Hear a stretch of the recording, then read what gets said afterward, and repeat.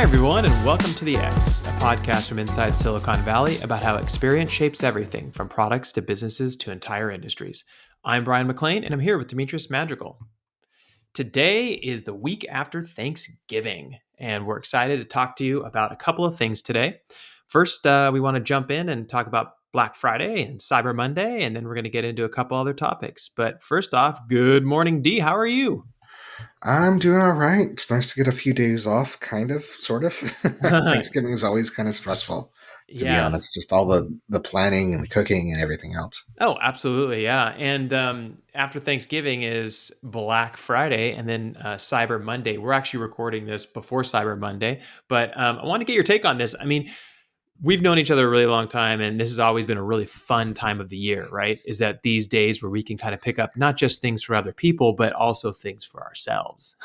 I actually remember a long time ago when we were roommates, I got up at 4 o'clock in the morning. This shows you how things have changed in this industry for sure. Hmm. I got up at 4 o'clock in the morning and I drove down to um, Radio Shack, which I don't even think is in business anymore. I think they're online. They do sell online, I think, or something. I And think somebody just bought the brand name. I think so too. Yeah, because I do see stuff posted like, "Oh, get this cool like STEM kit from Radio Shack or whatever," and I'm like, "Radio Shack." I loved that store. But anyway, so I went and got in line at like 4 o'clock in the morning in the freezing cold with like jackets and everything. I don't know if you were with me or not. And then Nope. ended up getting the one of those GPS units that you can mount on your car to like the front of the windshield because they were Hmm. selling them for like $200, and at the time they were like $600, everywhere else. But it's only like the first 10 people in Yeah. line or whatever. And I was like, oh, it'll be fun. I'll get up, I'll have some breakfast and jam over there at like 4 in the morning and get it. And it was okay. I mean, nobody really talked to me in line. Everyone looked really tired and annoyed. But once I got in, they handed me a little coupon for it, and I was able to get it. And it ended up being a gift for my dad, and ended up being a really fun thing to kind of do. But those days are over. Like now I Yeah. just, lay in bed and order it on my phone. Well, I feel like those things are fun in retrospect. They're not. They're not Exactly always right. that In the fun in moment the you're moment. freezing. Yeah. Yeah, I think I only did one time where like I went to some like an outlet mall like at 1 a.m. after Thanksgiving, and we hung out with a long line of people trying to get into these stores to get deals, and I was just like, this is not for me. Oh, exactly. Well, actually, I think I remember you doing that. Is that the ones that you did where you went out to Gilroy? Yeah, I think there was some kind of a sale at like a Coach store or something like that, and the lines were just ridiculous. It was just like all the way through the parking lot and stuff. I'm like, my time, the amount of money that you're going to make up on the sale is probably like if you break it down hourly for how long you're waiting, you're probably getting like below minimum wage. Oh, I know. I mean, it's for the adventure, right? Like you look back and say, like, "Oh yeah, I remember that time I got up at 4 in the morning and did this and that." I think it's just for the fun of it. I think as you get older, Yeah. though, like those things start to be less fun. If I'm going to pay a bunch of money for an adventure, I'd probably just like go to Disneyland. That or go to like one of these big Christmas events or something, right, in the city where you can go like ice skating and do other fun stuff like that, rather than getting up at. Well, you didn't even get up. You probably just stayed up, right, and then No, just just drove stayed there. up all night long Yeah. and went shopping till the sun came up. Exactly. You got anything on the radar this year that you're looking for, hunting down or anything? No, no. I've been Really? looking. I've been looking around the deals that are out there, and if you happen to, I feel like if you happen to be in the market for like a TV or something, Uh-huh. or like a Roomba, then it's a great time to make that purchase. But I'm not in the market for any of those things. Yeah. So I mean, I have mostly just been looking for deals on Christmas presents that I was already planning to buy, basically. Yeah. And And I'm that not seeing very much of that. And I think part of that is, with the supply chain shortage, a lot of the anything that requires any like a CPU or any kind of silicon has been really difficult to get a hold of. Yeah, and I noticed that because of the supply chain shortage and the issues that they were having, that all these Black Friday deals started really early. Like 2 weeks before Black Friday, I started getting notices saying like, "Hey, this Black Friday deal is now starting today. Like you can get it if you want." And I think because there was a huge news cycle around like, are you going to get the products that you want this year? Are you going to get the gifts that you want this year? it actually made consumers start purchasing really early, even if they weren't getting deals. And I know a lot of people around me ended up buying things such as Lego kits and things like that super early because they didn't think they were going to get them, especially kids related toys. Hmm. And now I'm starting to hear from people, starting to hear from like Target and Walmart and other retailers that they are going to have most of this stuff on their shelves and that the supply chain is starting to smooth out a little bit. We can talk about that in a minute. Yeah, everything I'm seeing is that there's some delay associated with delivery for ordering online, but things are still moving fairly well. But I think one of the things we're seeing is that at least what I saw was a lot of like pre Black Friday advertising of like, hey, this is going to go on sale on Black Friday, which is kind of always happened. But it did feel like it ramped up. I don't have any like metrics for what's out there this year versus previous years, but it definitely feels like this more aggressive marketing of what's going to be available on Black Friday and Cyber Monday. Absolutely, yeah. And let's talk a little bit about another key component to this and playing into this, and that's inflation, right? Inflation, Yep. inflation, inflation. It's all we keep hearing. So, how do you think it's affecting our holiday shopping this year?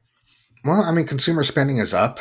Um, so I think that there is definitely more money available within circulating around the population, and people are using that to buy things, which is good because then those resources are going towards people who produce things rather than Hmm. just getting locked up into things that don't produce. But other than that, I think that the I don't know that the inflation is necessarily affecting people spending a ton. Uh, I am looking kind of at the some of the causes of inflation, and obviously a lot of the inflationary policy that's been enacted by the previous administration and hasn't been changed by the current administration because we people forget this, but we entered into a recession February of 2020 before the pandemic really started hitting. Um, and that should indicate that we've been in a recession. For usually recessions last around 18 months, so we've probably been in a recession that entire time. So we've seen kind of recession era policy, Hmm. including pushing down uh, the Fed prime rate and things like that. Uh, stimulus has been going on, also stimulus payments.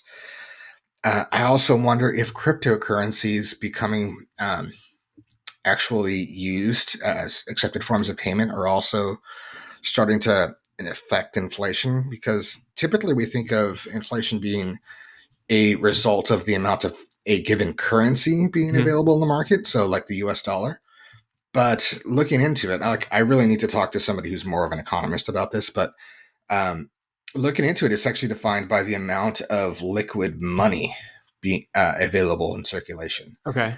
So if you start seeing, Bitcoin and Ethereum and things being accepted as a form of payment, then that increases the amount of kind of aggregate currency across different types. It doesn't usually happen for fiat currencies because, at least in the US, we only use the US dollar, right? And most countries, they will tend to stick to one or two currencies, so it doesn't get out of control. But if there's a lot of different currencies and they're all being treated as money, then it increases the amount of aggregate money in circulation, which can really affect inflation. Absolutely, yeah. And it's really interesting because it's like if you're just inventing something that's considered currency and then suddenly it Mm-hmm. exists and suddenly it has $1 trillion market cap and suddenly it's being used for spending, but not just spending. Maybe people are selling it, converting it to fiat currencies like US dollar and then spending that US dollar. That's really, yeah, you're right. Like it could be really tricky. And, an economist who studies this on a regular basis would probably have a really good idea of how that kind of plays into everything that's going on with inflation and with spending, current spending.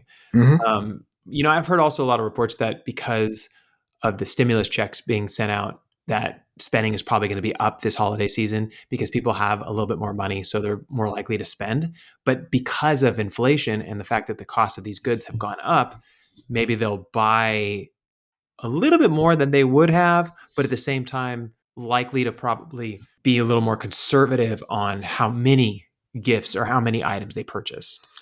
I don't know about that. Like for the stimulus checks, I mean, how much did that totally come out to? Like maybe what, like $1,600 total, maybe if you got all the stimulus checks. I don't feel like that is a ton of money relative to just having a job. Yeah.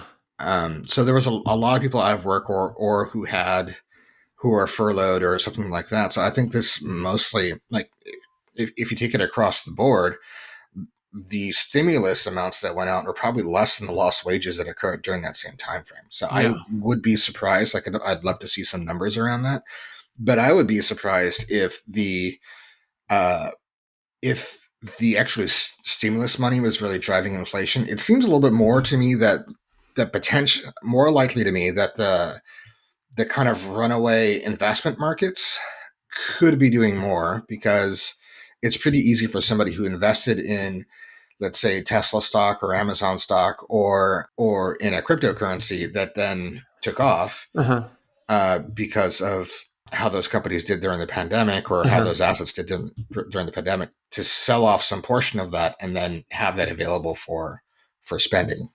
I don't know. I mean, I almost think that most of the data around this will probably show up in what, March, right? After they actually get all those numbers, crunched right after the holiday Mhm. season, kind of figure out what's happening, where things went. But I know that everything I've read so far is that they're projecting a really, really big Christmas season for most retailers.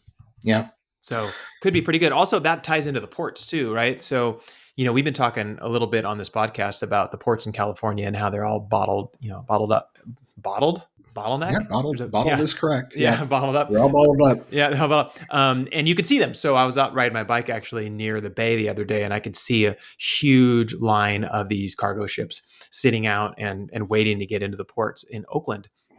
But I just read a report yesterday that said that things are starting to look a little bit better. And here was the statement that was on there. It said, this was from CNBC, is that the executive directors of the ports of Los Angeles and Long Beach said in a joint statement on Monday that since last month's announcement of the new fee, so they're basically like charging people for charging companies for leaving their goods at the ports have seen a decline of 33% in aging cargo on the docks. Well, as far as I can tell, it's whoever is responsible for getting that cargo off the docks. Yes.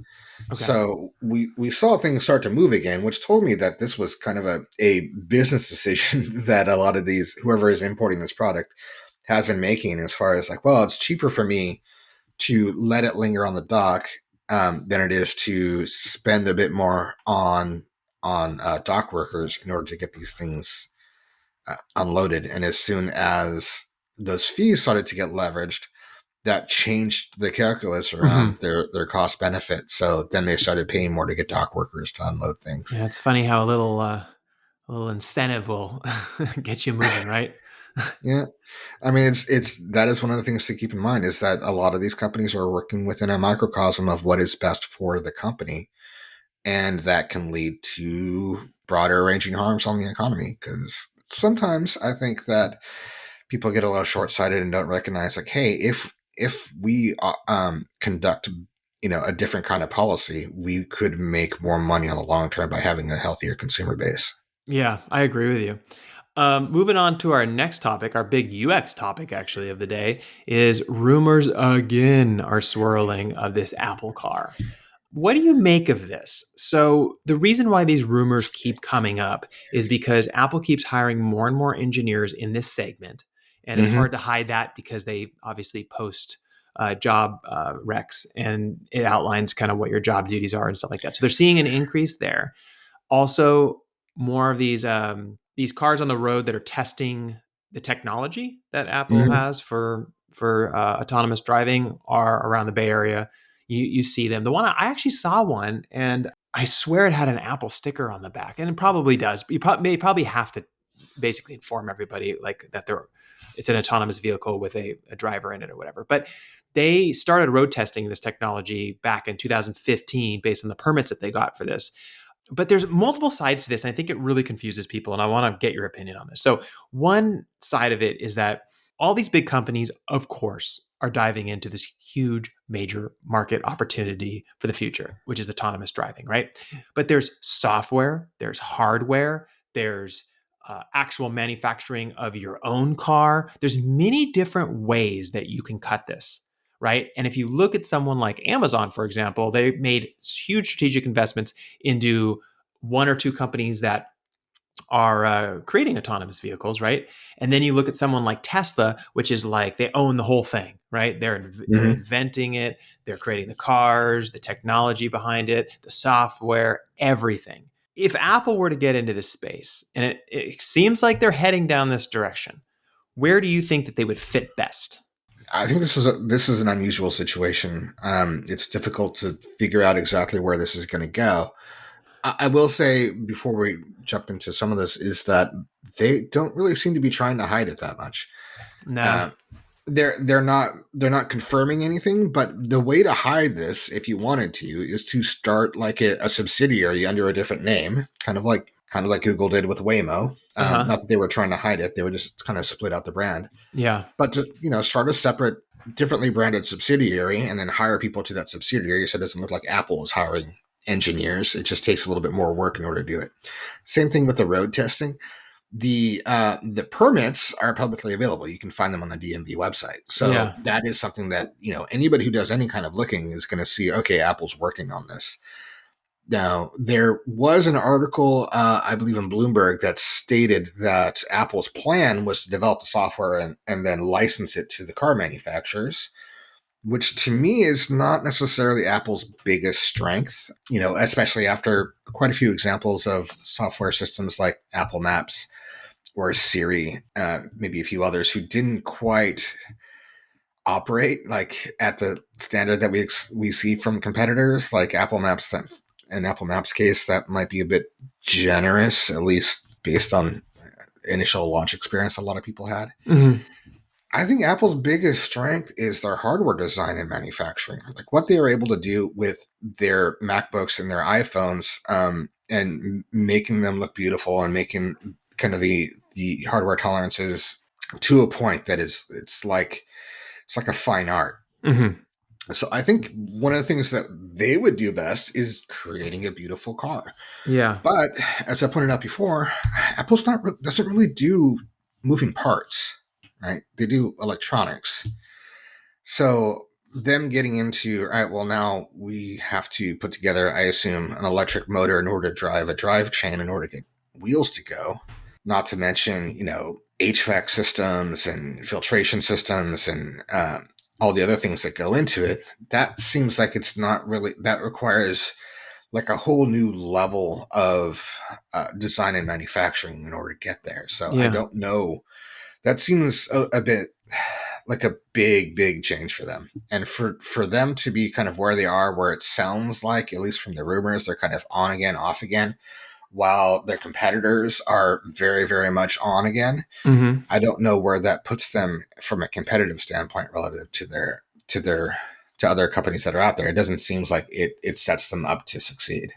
Yeah. Well, you know what this makes me think is like this is mostly around time. I think if you take a company like Apple, they're very thoughtful about a lot of things that they do.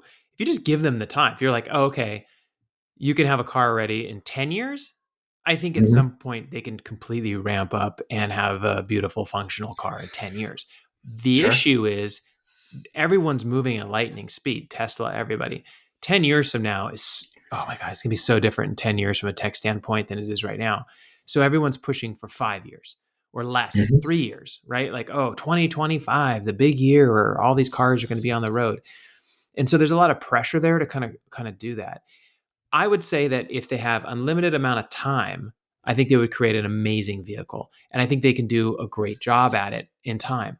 But if I'm looking at this from a business perspective and a UX perspective, I don't see any reason why they couldn't create an amazing experience by investing in, not necessarily even purchasing, making a huge investment, maybe a majority share investment into a very promising company that is already in this area, focused in this area, and then over time putting the Apple touch on it. Like, oh, we'll take over the manufacturing of the actual car. You handle the software, or you handle the drivetrain and all the other stuff you were talking about Mhm. and the software, and we'll take care of the design. But this is going to be branded as Apple. This is going to be how your phone snaps in and basically turns on this vehicle when you get into it. All that fun stuff that like you can imagine Apple doing, and not necessarily right away owning it from the ground up, but owning Mhm. it slowly over time with their influence. I think that's a great way to do it. I mean, you think about what Steve Jobs did when they bought Pixar, right? It's like they didn't think it was ever possible, like that either party would agree to that.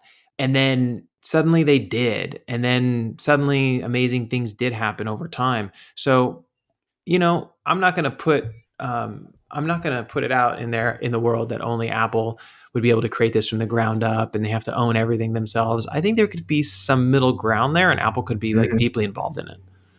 Well, I mean, the thing that makes the most sense, right? If I were to guess what would be the most effective strategy, I would think it would be either partnering or purchasing a company like Subaru, especially Subaru because they have such a strong safety record and engineering record for the functionality of the vehicles.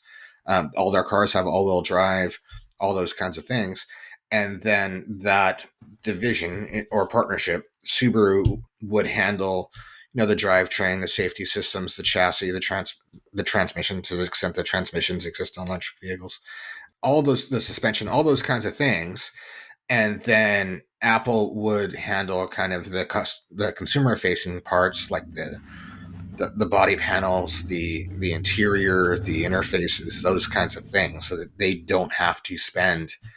I mean, it takes years and years in order to develop manufacturing capability around those systems, and then you have to test them and make sure that everything is safe and working well and reliable and Absolutely. all that kind of stuff. Yeah. And I think I just misspoke there. I think I said Apple buying Pixar. I meant to say Steve Jobs buying Pixar, because Apple did not buy Pixar. Steve Jobs bought Pixar, and then Disney bought Pixar, and then Steve Jobs became, I believe, a board member and like a majority shareholder, Hmm. if that's correct. So anyway, I just want to correct myself because I realized what I just said. But yeah, no, I hear what you're saying, and I think that there's a big opportunity there, and I think that any company that has $1 trillion market cap and is doing as well as either Apple's doing or Google's doing or Amazon's doing, anyone, they're going to be in this space one way or another. Like I feel like Yeah, they're going to attempt it at least and then just write it off. It doesn't work out, right? But they're not going to just stand back and not get involved. Kind of like if you watch interviews that were conducted with executives over at Microsoft, they're saying one of the biggest things that they regret is not really heavily getting involved into mobile when they had the chance. They could have jumped yeah, in and started competing as well, and they didn't. And now it's like Microsoft is not going to get into mobile. I don't think, right? I think that has passed. So it's like you might as well try to get into all these spaces, and then if you fail at it, then it is what it is.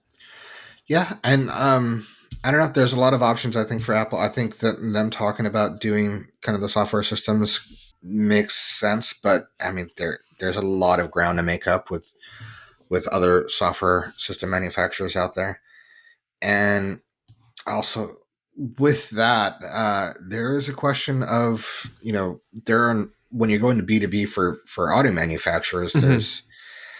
it's very easy to slip into kind of a monopoly or a duopoly because there's only so many car manufacturers and they'll tend to license one self-driving system to handle their entire fleet of cars. Yeah, So that's one area where they would need to like really catch up and become competitive. yeah.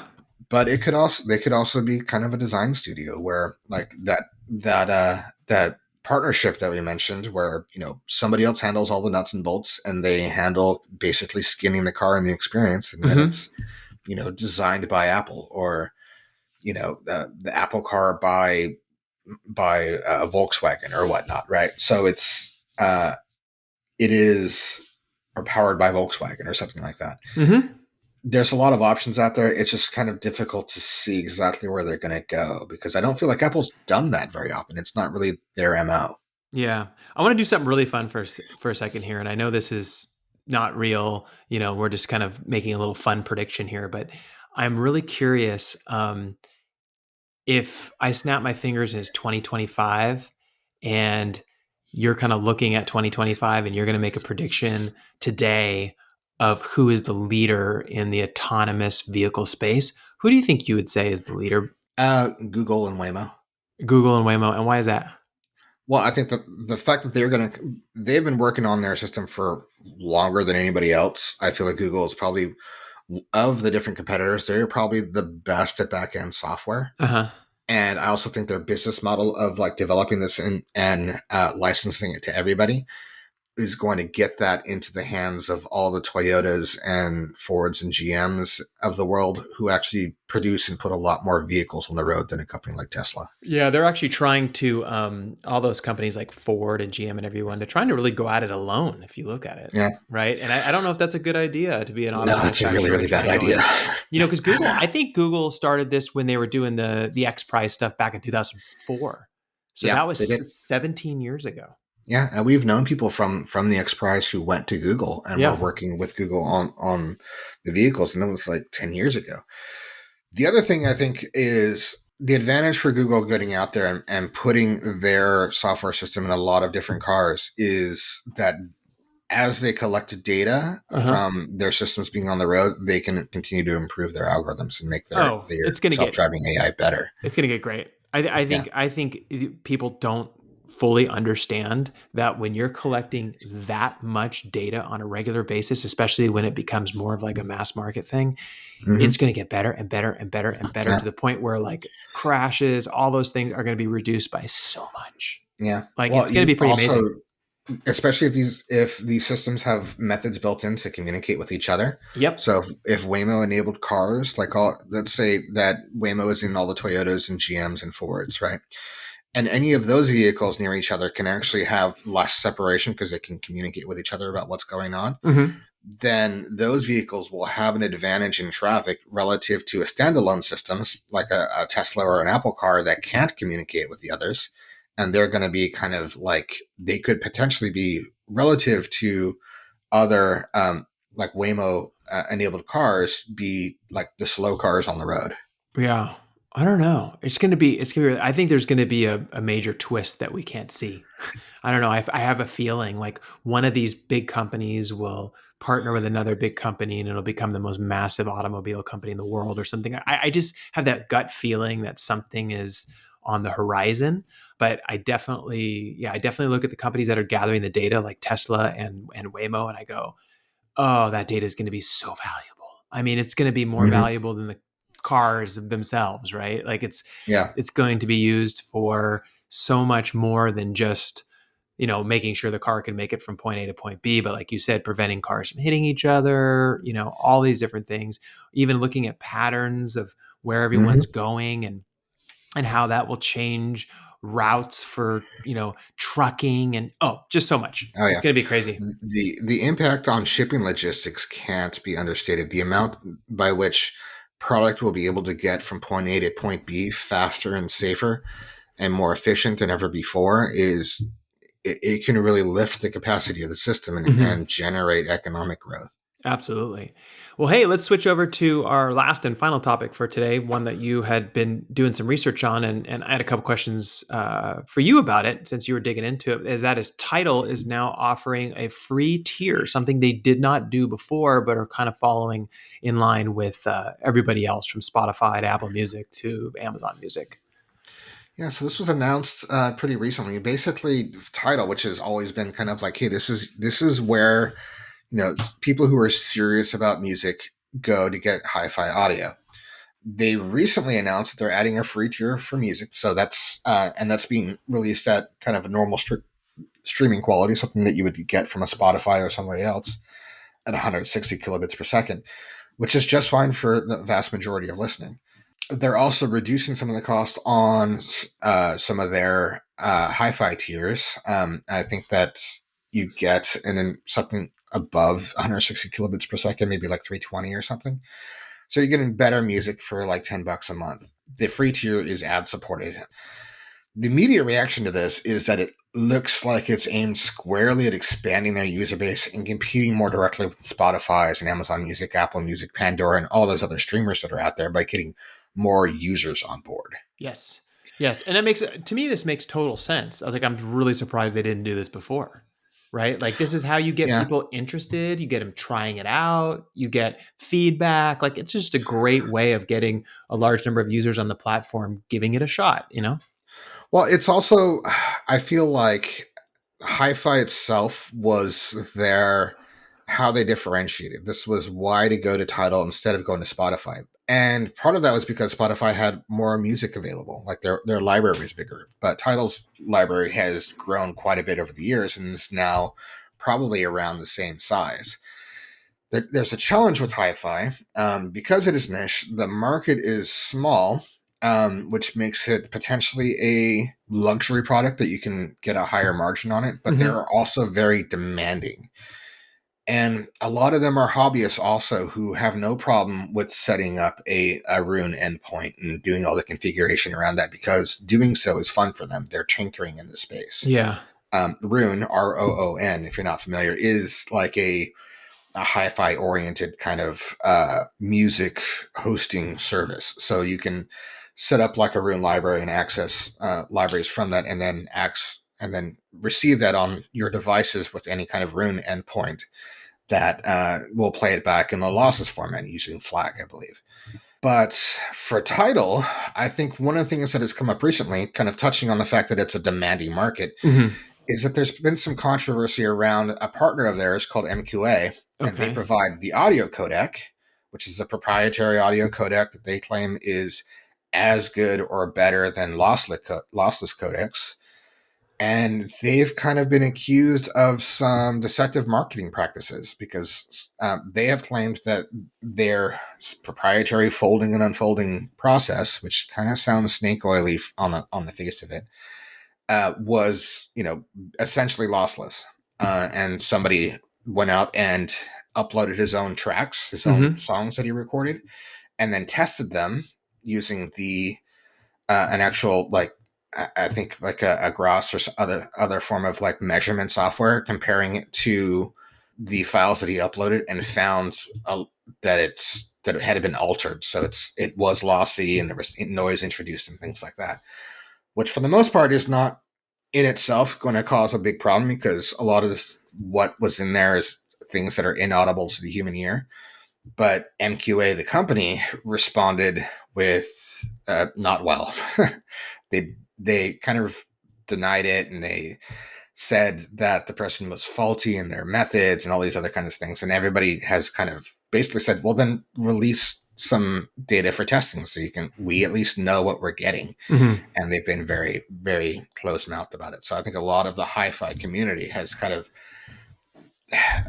there's been some backlash to MQA, and Tidal might have gotten some of that kind of splashed on them. But So Tidal if could just they're drop them if they really wanted to, right? If they had a better option, they can just it integrate depends on that, their well, right? number one, it depends on their contracts that they currently have with MQA. Okay.